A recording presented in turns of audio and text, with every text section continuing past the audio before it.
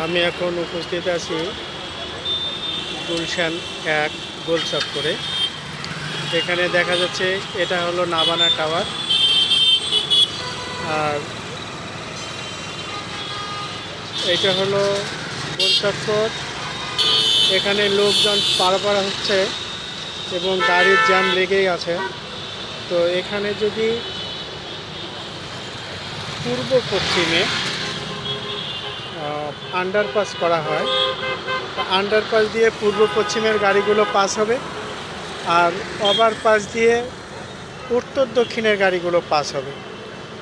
এরকম যদি করা যেত তাহলে এখানে কোনো যানজট থাকতো না, মানুষ নির্বিঘ্নে চলাচল করতে পারতো, গাড়িগুলো চলাচল করতে পারতো নির্বিঘ্নে।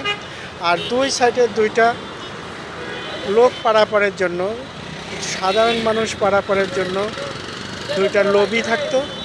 এই লবি দিয়ে সাধারণ মানুষ পার হয়ে যেত। দেখেন, জীবনের ঝুঁকি নিয়ে এই লোকগুলো রাস্তা পার হচ্ছে। এদিকে কিন্তু খোলা, আর সিগন্যাল ওপেন, সিগন্যাল চালু আছে, তার মাঝ দিয়ে লোকজন রাস্তা পারাপার হচ্ছে।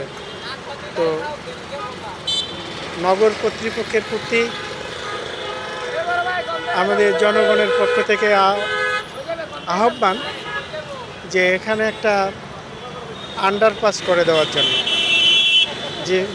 যেখানে গাড়িগুলো নির্বিঘ্নে চলাচল করতে পারে, কোনো যানজটের সৃষ্টি না হয়। এই জন্য